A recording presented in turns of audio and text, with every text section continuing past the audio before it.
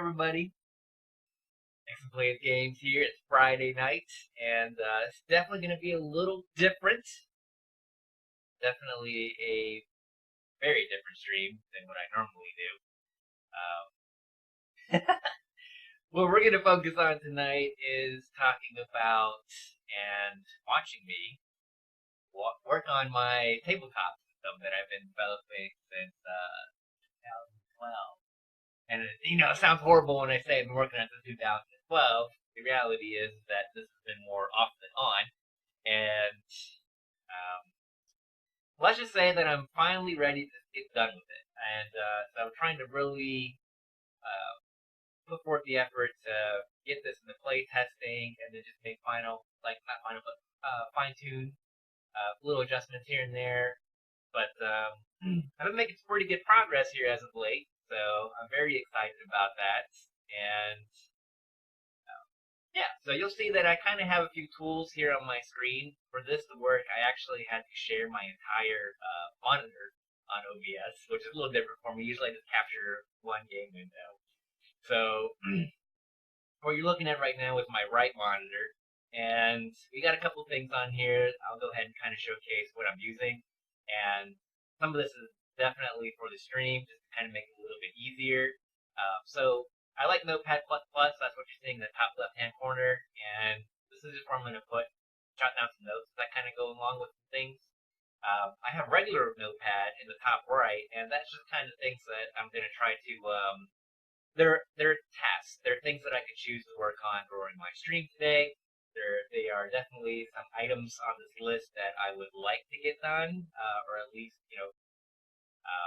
I keep saying the word done, but at least putting some stuff down on paper, and then just kind of letting my brain kind of meditate on it, or marinate, if you will. Like, do I like this? Is it gonna be good? Are there any flaws with this? Because one of the things you're going to find out real quick when it comes to game development is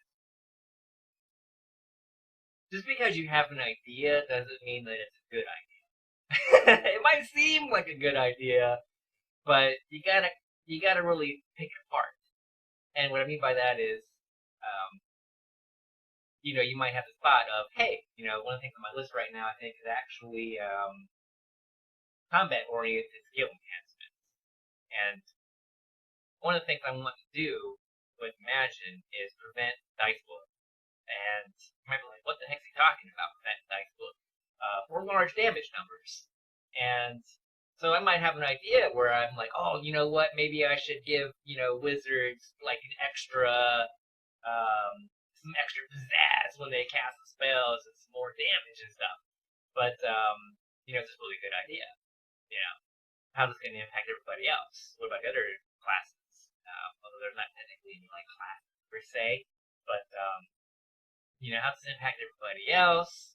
And balancing perspectives, and how is this really the best way to go about this? Give them extra damage. Maybe it would be better to give them a better chance to actually get their spell off, right? So when we talk about good idea,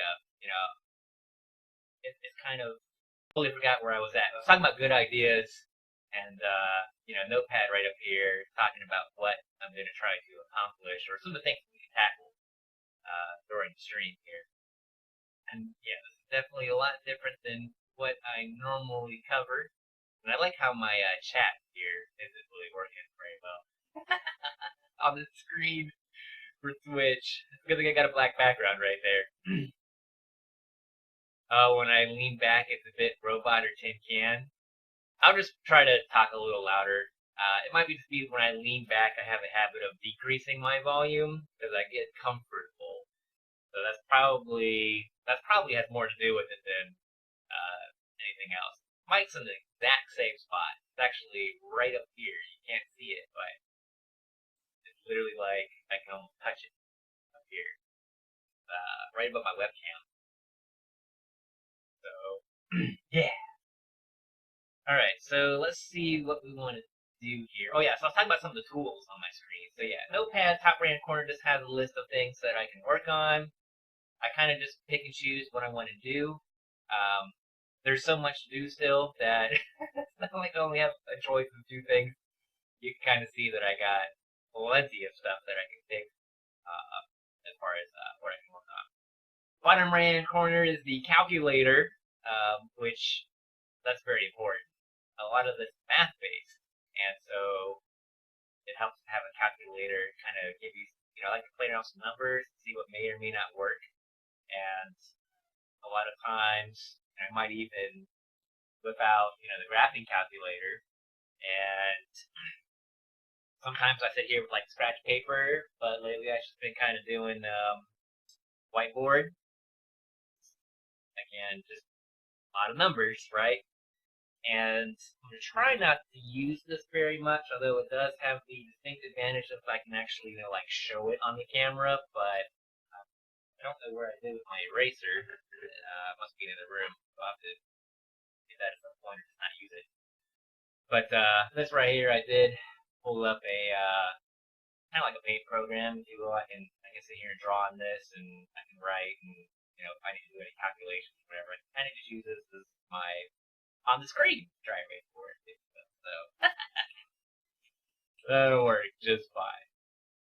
And of course, I can pick and choose different colors. So I think I have a pretty good assortment of things over here. And with sharing my entire monitor, this is a little different. And I have Excel. I'm trying to keep, because one of those things where I would like to share Imagine in whole with the community of people that might be interested in gaming, but the other side of the coin is it's not done yet, and I really have no idea what we end up doing with it. If it ends up just being like a, hey, feel free to play this, and I just give it away, then sure, but you never know. This could end up being something that maybe I end up turning into making a little bit of money off of. So, if I sit here and just showcase all my documentation and like my 70 pages of player handbook, that's not going to be good.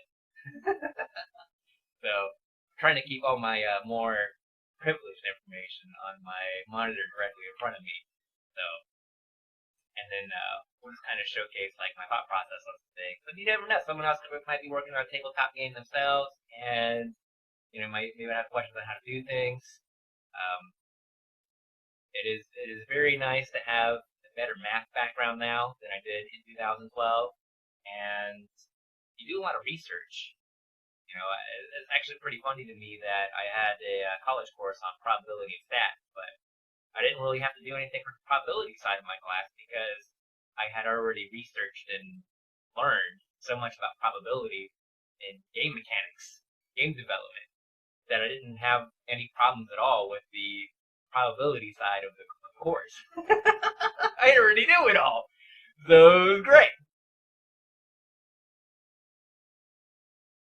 And hopefully I'm doing this for a while, so I went ahead and got some coffee. So you'll see me sipping on my coffee here. And so I think we pretty much covered all the tools. So there won't be any questions about, like, what am I using or what's going on here. And then, like I said, this is a completely different format than what we're used to.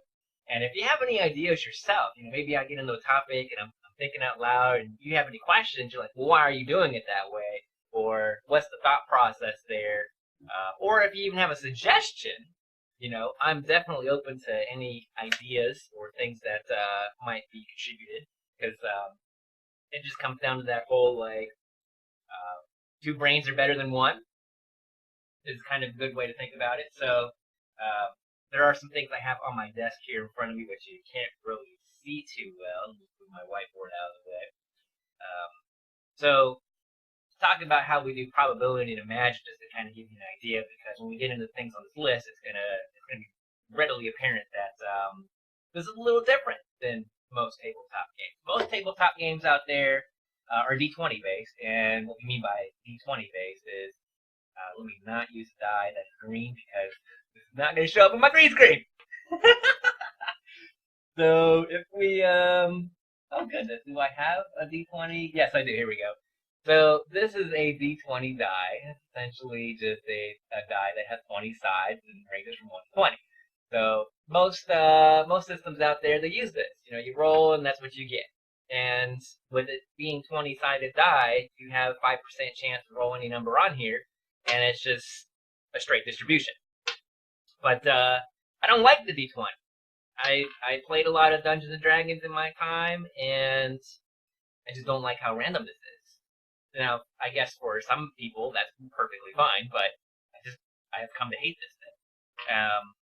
Well, hate's a really strong word. I dislike it. If the randomness wasn't in there and it wasn't so bad, this where you see, on more than one occasion, an entire night of bad rolls from multiple people, and what a party of 5 or a party of 4 should have actively been able to do just fine, get wiped because they can't hit anything or their damage sucks so bad. This to me is the green one. This D20 right here, this to me, it's too random. So this is one of the little gripes that I have. And so what I have on my desk in front of me is I actually have a deck of cards. I have your standard 52 cards in a deck. Here's the other side of the cards. Most people are familiar with a deck of cards. And this is one of the things that I use to determine probability in that game or the outcome of something. And I also use dice. I decided to add in dice a little later. But the initial thought process was I was just going to use cards. And one of the things that I like about cards is, one, most people already have a deck of cards in their house.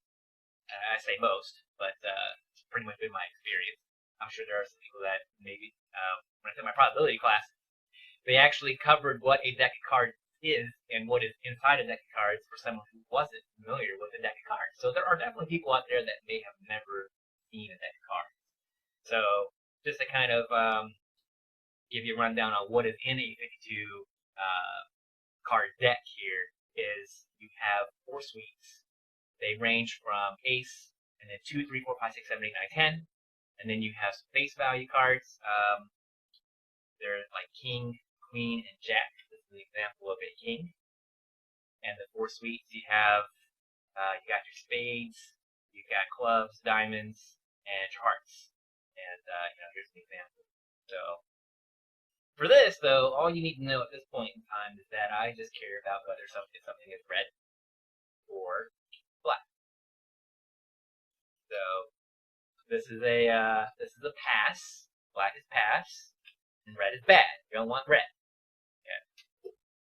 And I might end up throwing some things in here where if you draw like face cards, that's something that's on the list right now. You'll see under combat right up here at the top. Critical success or failures.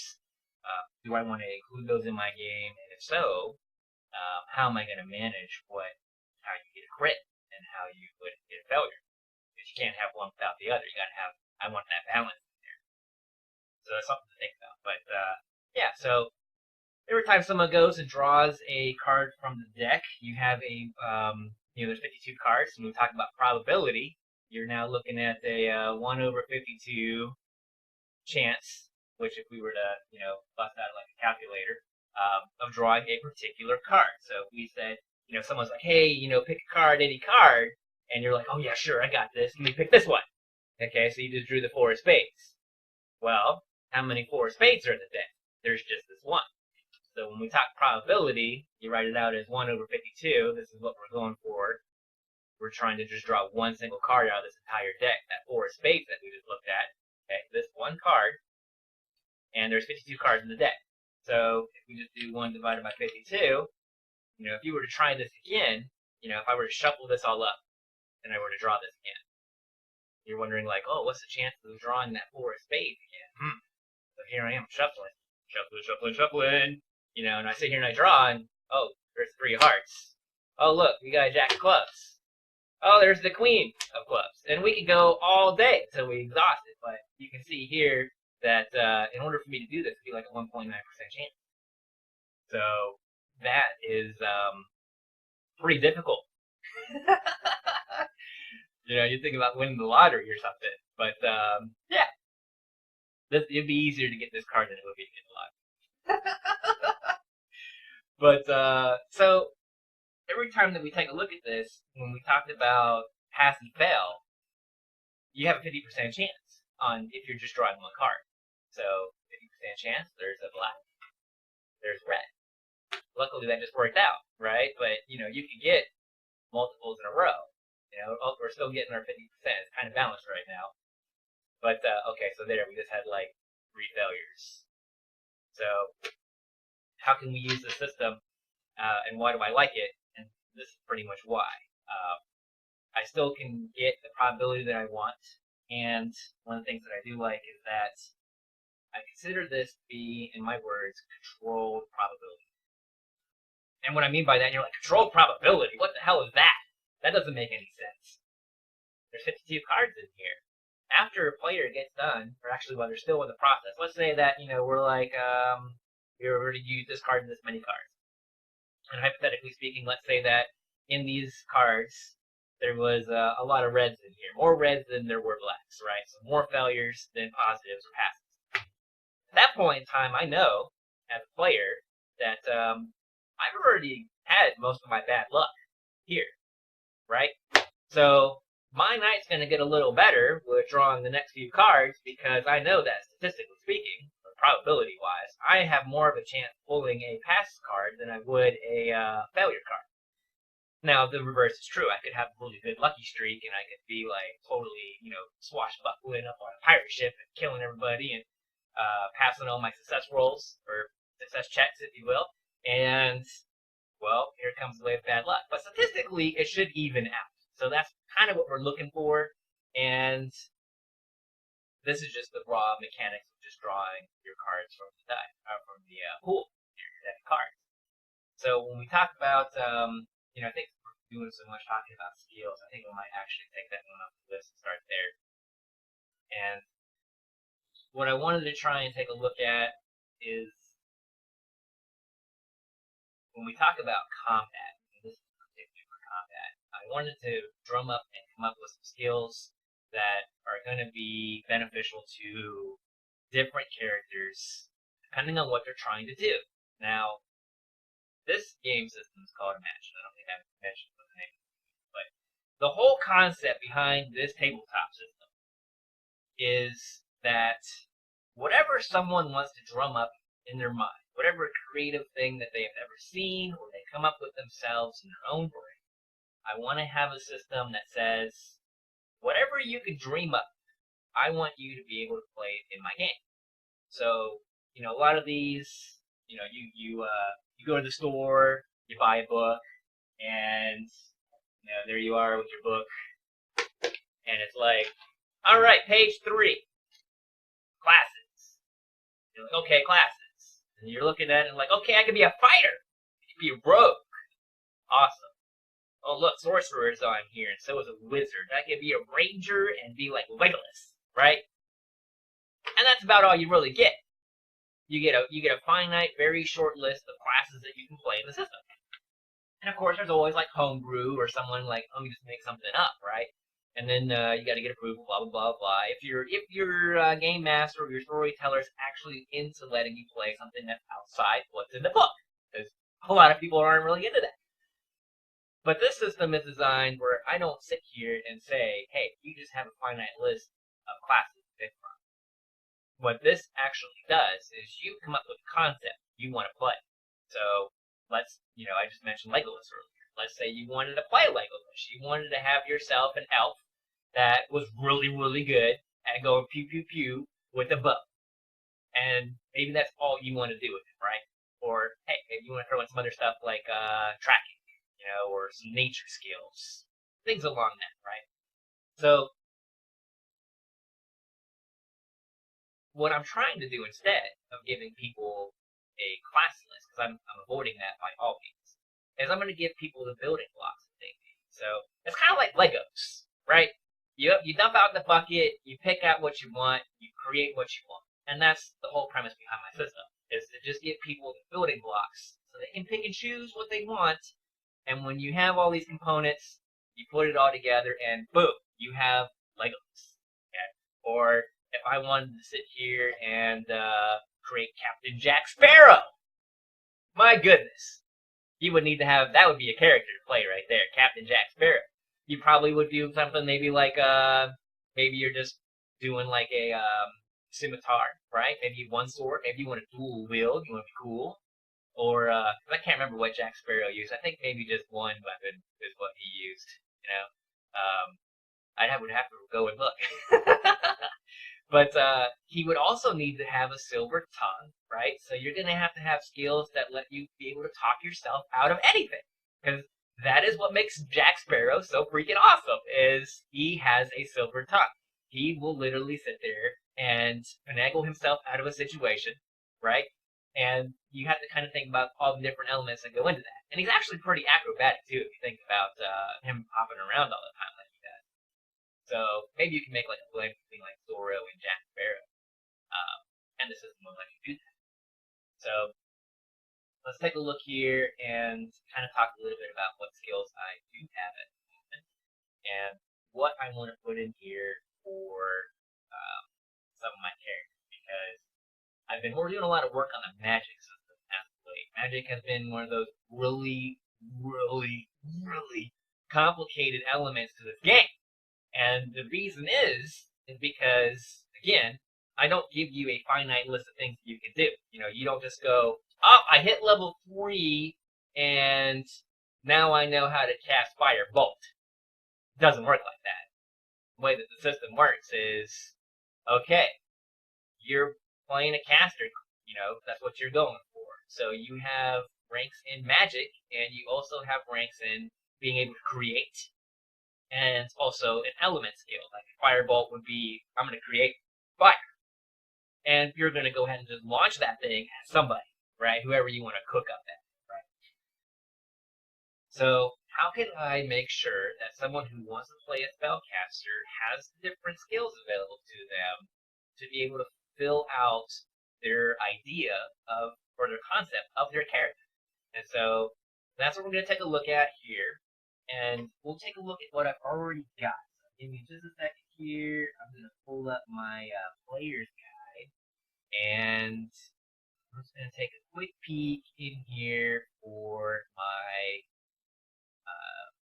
art forms, because those are pretty much what I'm looking at for being able to enhance. You kind of think of this as like enhancement for a character.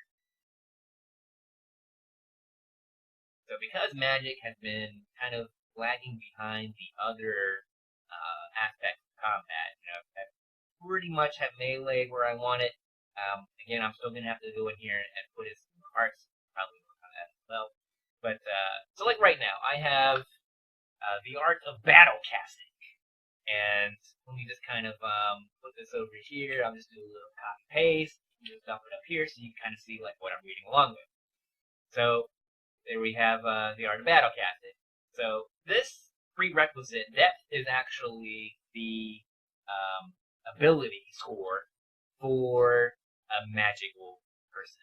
If you don't have any depth at all, then you are essentially someone that doesn't have any talent for magic. So this just says, hey, this character, whoever they are, has to have at least some sort of score in depth other than 0. Okay, so if we pick up battle casting and see a benefit listed here, you become adept at casting spells while under duress and know how to move even when threatened in combat by an opponent. You do not provoke opportunity attacks while concentrating on casting a spell. So that's an example one that I have. But what I'm trying to go for with today's session is to look at trying to increase the damage of a caster. And you'll see that up here under magic, you've got damage values listed up here. We also have a little bit more to tinker with when it comes to spell building. And I also want to be able to put in some magical effects, like being able to impair somebody, maybe stun them, some of the things along those lines, not just raw damage. So those are things that kind of need polished out too.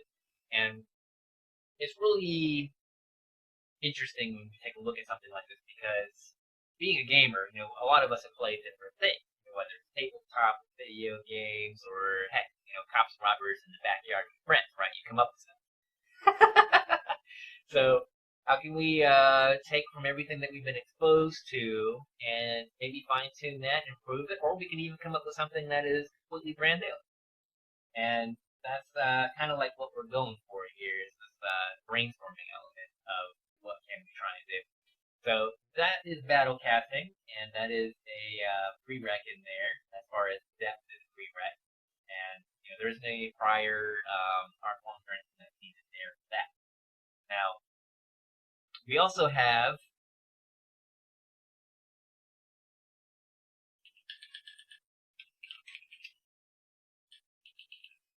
the Art of Elemental Focus. And so this one, take a look at it, allows somebody to specialize, if you will. If you want to be all about the elements, so we have air, earth, fire, and water. And again, prerequisite depth. So you have to be a magic user. And our benefits is attacking with the, attacks dealing with the element you choose receive a +1 to their combat draw. Now, this is great because while this isn't directly tied to a damage number, it is directly tied to a caster's ability to hit their target.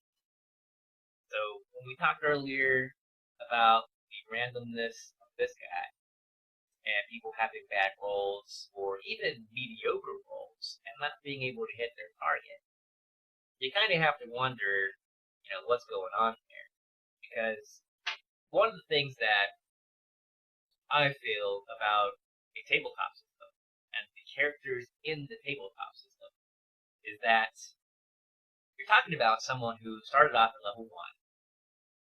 Let's just call them a noob, or novice, right? They're not going to be, playing spells everywhere. They're not going to be Legolas. That's a little later. You turn into Legolas. When you first start out, you might be all like, oh, I think I can hit the target. Oh, gosh, stop moving so I can hit you. Right? But what I would like to have happen with the character is you want to have that development. You start off as a scrub. You're not that great. But over time, you get better and better. And so by the time you're level 5, you should be significantly better than someone who is level 1. Assuming that you've been putting skill ranks and things that you're actually using, which combat for most people is going to be something that they kind of keep topped off or maxed out for their level. And so that way, you have that significant improvement. You're not going to be sitting there with it a whole bunch. You're not going to be like the Babe Ruth RPGs where you get a good hit every once in a while, right? We kind of want to have that consistent, yes, I hit the target. Yes, I can do some damage. And then hopefully I have some decent damage that I can deal, right? We don't want to have situations where someone who, you're an adventurer, it's what you do. If you're specializing in bows, you should be freaking good at bows after a while. That's been your focus, It's not like, take like riding a bike. Most people who have gone out there and ride a bike started out on training wheels, right? You're not like, look, Mom, no hands when you have training wheels. You're like, oh God, I'm on this bicycle and it's moving. Oh my God. That's how you start off when you're on a bicycle. You're freaking out. And then you're freaking out again when they take the training wheels off, right? They're like, oh, it's going to be okay. You've been on training wheels this whole time. Don't worry, right? And I still remember that moment when I got my training wheels taken off, buddy. We were up on a hill, and I was just going to go straight down this hill. That was how I got my training wheels taken off on bicycles. And believe you me, I was like flat up like, oh God, right? Something's gonna happen. It's gonna be bad. But luckily, I survived, right? So I didn't wreck or anything. But I remember that I was going so fast, I had to take my legs off because it was just like with the pedals.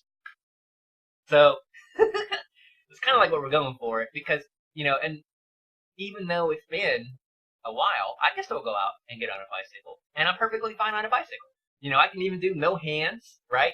But there are some people who take bicycles to an extreme, kind of like your BMX riders that do all the different events, those contests, right? And police bicyclists, yes, they do all kinds of tricks to be able to take down people on bicycles. And then I watched a video of a girl who has put together dance, gymnastics, and bicycles. And she is freaking insane. She's trying to actually get that classified as its own sport and added into the Olympics. But watching her on a bicycle, you're just like, how is she doing that, right? And so it's kind of like what we're going for with our system, is to be able to have that spectrum where, yes, you got training wheels come off, you can go around on a bicycle no problem, you can ride with no hands and do a little bit of tricks, You know, maybe stand up on your seat where you're still holding on your handlebars. I think most people can do that. And then, you know, if you decide to become a grandmaster in it, now you're free floating all around, and I don't even know, dude. It's ridiculous. So anyway, Art of Elemental Focus. This is helping someone who is playing a caster role be able to do more reliably be able to hit a particular target with an elemental spell. So air, earth, fire, water. Maybe they have this concept for their character where they want to kind of be like an airbender or something like that, right? They just want to use wind. Or you could just have someone who wants to just burn everything, you know? Even tropical. So I'm going to try to make sure they have a couple extra things in their toolkit that helps them to develop the character concept that they're going for. So here, this one, give extra chance to their combat draw. This is going to be your chance to hit a target. And I even let people take this more than once. So check that out. Which I think is pretty cool. So you might take it. You might notice maybe, I don't know, 10 levels on down the road, you're not hitting as well as you should. You can pick that up again. Okay, so you get to grab another card every time you sit there and draw. So, you know, instead of drawing 3 cards to hit a target, maybe now you get to draw 5 cards. And that is going to help your chances of getting all these nice black cards out of the deck, right? That's what you're going for. So, all right, let's take a look at some more of the things we got in here, and then we're going to take a look at what we might be able to add in to help out a caster who is trying to be like, you know, full on pew pew pew mode, because that's kind of what I'm going for right now until I figure out, you know, the magical effects here that I still got highlighted in the notepad. All right, so jump back in here to my player's guide.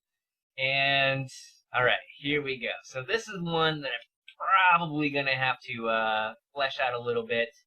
And I've been doing so much work on the system that I haven't been updating my player handbook like I should be. I've been doing more with kind of like my brain dump document that I have. But we have the Art of Magical Damage here. And this one, again, you know, you have to be magic. You have to have some talent for magic, right? You can't just, if you don't have any talent for magic in the system, you can't just throw a fireball. Sorry, it ain't happening. So your character would have said in the beginning, yeah, I'm a magic. Alright, benefit. You have become more potent with building damaging spells. So here we go. As such, when dealing damage with your spells, now this says you may take any failure card and make an instant success result, and then drawing that with a new result. This is actually old terminology. Can't do this anymore, so we're just going to update this one while we're in here, and we can take a look at what we might want to do. So let's just, this all part here is perfectly fine, and then when dealing damage with your spells. So this is what we're going to get into here. So how can we help someone who wants to be all about going pew pew pew actually get there, right? So we could say something like, now, just kind of review here. When we talk about how we're doing our character actions in this game, we're basing skills off of card draw. Okay, so this, if you're used to playing like Dungeons and Dragons or anything that has you roll dice for a skill check or to hit somebody, that is replacing cards. Damage, I did decide to put dice back in, and so we're looking at dice for your damage. Which I think kind of gives me a little bit more flexibility. It gives me a good bit more options as far as differentiating between different damage types. You know, for example, a dagger versus someone who is using a spear or a longsword or something along those lines. Obviously, in my opinion, someone that's using a longsword is probably going to do more damage than someone who has, you know, a little dagger. Okay, so, and that kind of gives me that flexibility to be able to say that. And so when it comes to doing damage with spells, depending on what you're doing, when you're starting out at, you know, let's say first level, you're probably going to be using like 2d4. I think is what I got set up in there right now. And it's amazing how many, I'm just now noticing this, but a lot of my dice are green. So at this moment in time, I'm thinking about casters starting out with 2d4. Now, when it starts off with like other tabletop systems, typically they start off like the lowest one is a D4. But I don't really like just having one because again, it's a flat distribution. It's 25% chance to roll a 1 or 2 or 3 or 4. But the moment you start adding in additional dice, you change that dynamic. This is no longer a flat line where you have equal chance to roll a particular number. Now I have kind of a bell curve going on, and I'm going to get more of an average result. And that's kind of what I wanted to go for in this.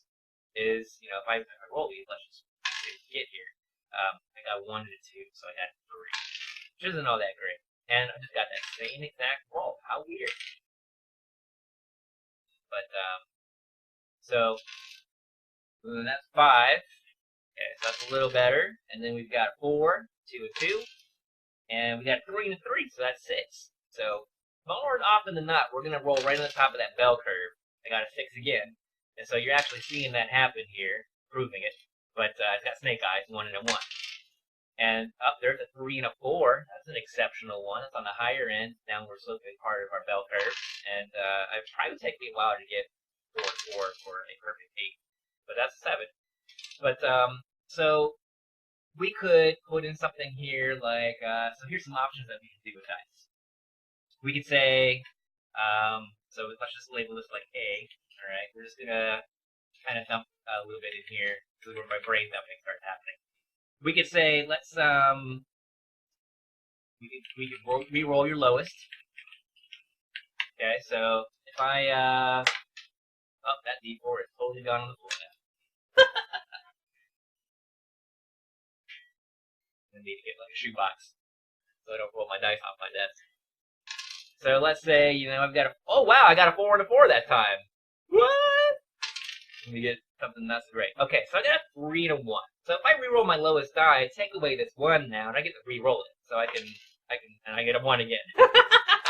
25% chance. But now I got a 3. So we'll just say, re-roll the lowest die. So instead of doing 4 damage, I'm not doing 6. So we can increment someone's damage up a little bit. We could, if we wanted to be super crazy, we could go with double damage. That would pretty much be like phenomenal right there. It's a little bit more than what I would want to go for with this. Outright double your damage for the cost of picking up 1 art form. Not what I want to go for first, but it's an option. It's on there, right? We can consider it. All right. C. We can kind of give people the option of doing like a exploding die.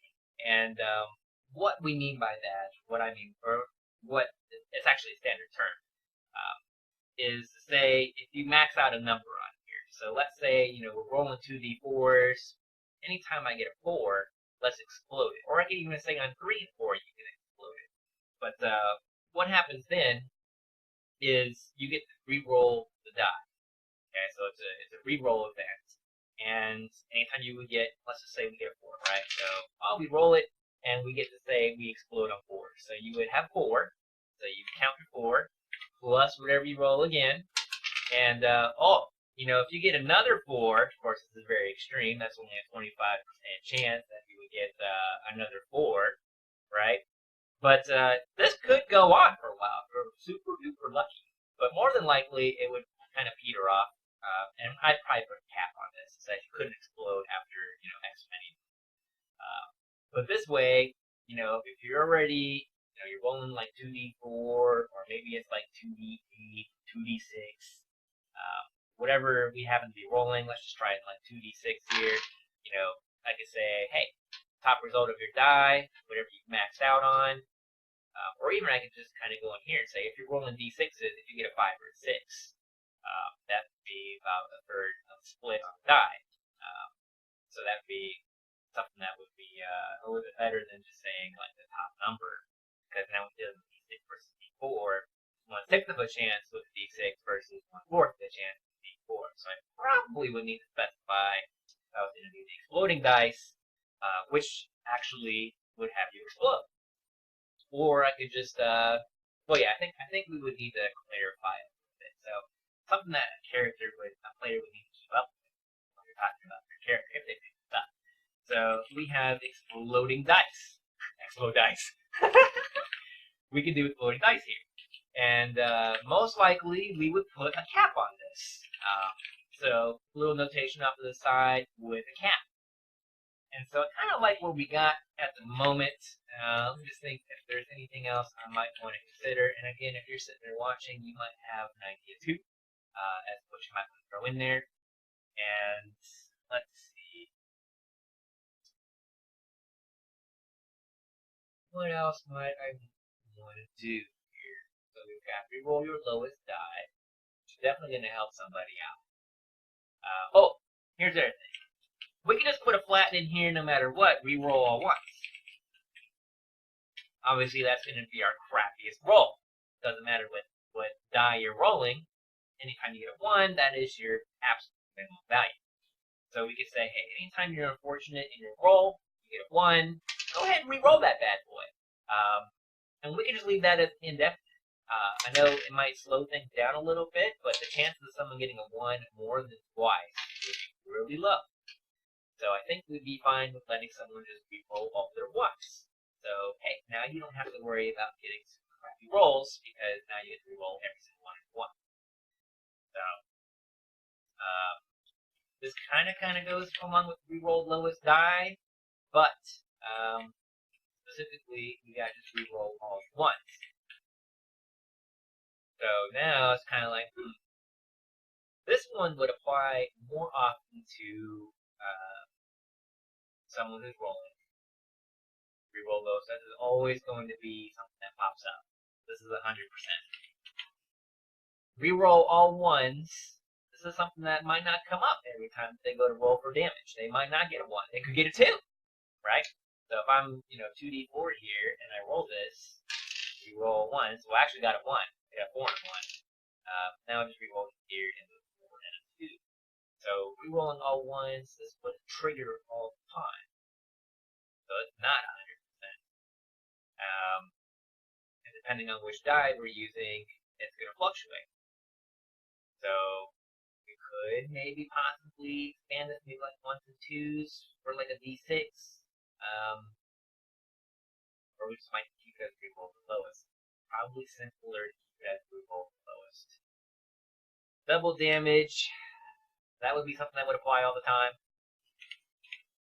Because you're always going to roll something for your damage. This would double it. But again, I'm not really a fan of having double damage. Then we have the exploding dice. So this one, depending on what you get or what we set as the exploding number, if we say, you're rolling, 2d4, we can say you're exploding on 4s. And then you're taking someone's good roll and you're amplifying the damage you're doing on top of an already decent roll, assuming, on a 2d4 scale, other limited stuff. And then I could also have this, they can pick up 2 parts. And maybe I give them the option. Maybe I say you can select either reroll your lowest die, or you can do exploding dice. And someone might want to pick up this twice. Do they get those? They get 2 of those. There's 1. So that's kind of a thought too that I initially think about, is giving a character the option to actually stack these. Stack this art. Let's see.